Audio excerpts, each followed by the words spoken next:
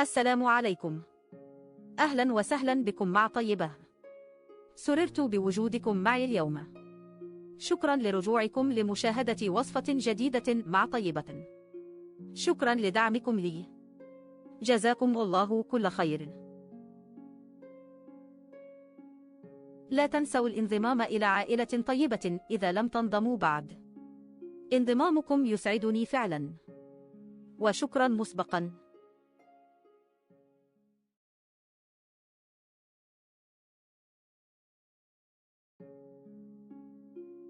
وعلى بركة الله نبدأ تحضير وصفة اليوم.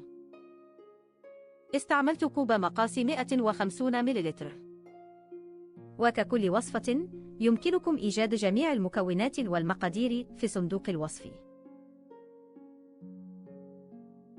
لنجاح الوصفة يجب اتباع الخطوات كما هو موضح في الفيديو.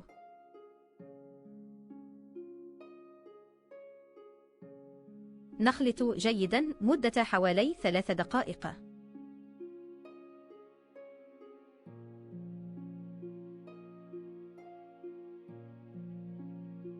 كوب غير مملوء من الزبدة. ممكن استبدال الزبدة بالزيت. نخلط جيدا مرة أخرى.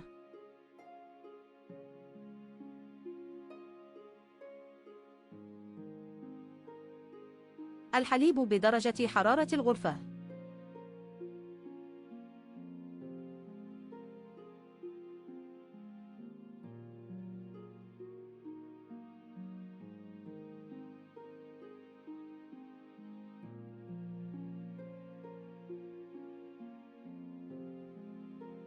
نضيف المكونات الجافة مرة واحدة.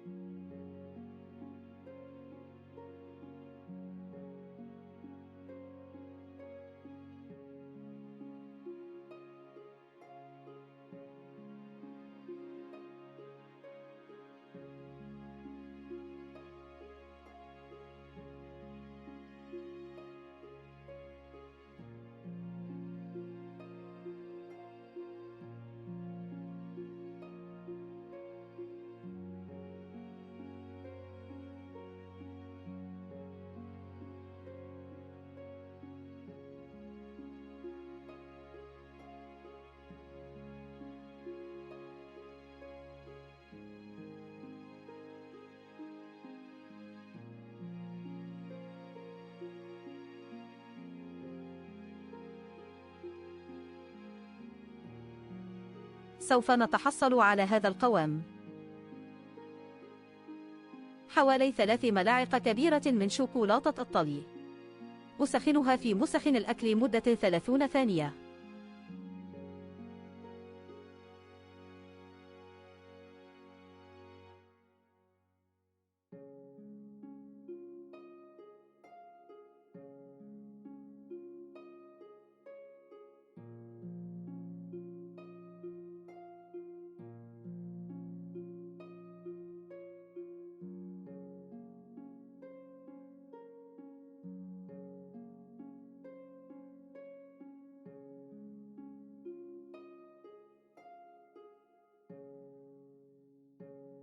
دهنت الصينية بالزبدة ثم رششت عليها القليل من الكاكاو.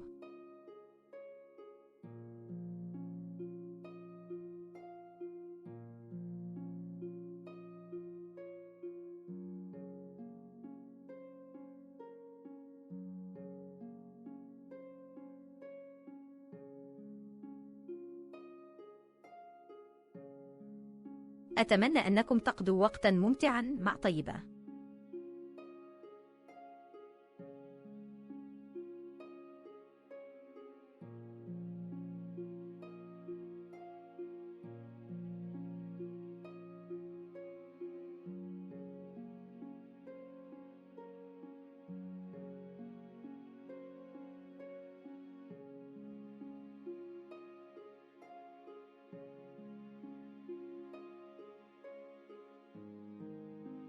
توضع في الفرن على 170 درجة. مدة حوالي 40 دقيقة.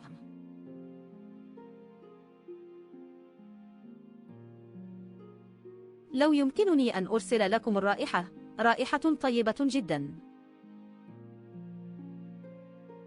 الكيك قوامه قطني وخفيف جدا.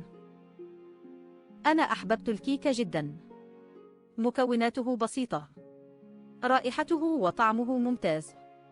مع كوب قهوة أو شاي مع لمة العائلة أكيد رائع جدا. أنا أنصحكم بتجربة هذه الوصفة. والآن لم يبقى لي سوى أن أشكركم على المشاهدة. لا تنسوا الانضمام إلى عائلة طيبة إذا لم تنضموا بعد. اعتنوا بأنفسكم حبيباتي. دمتم سالمين والسلام عليكم.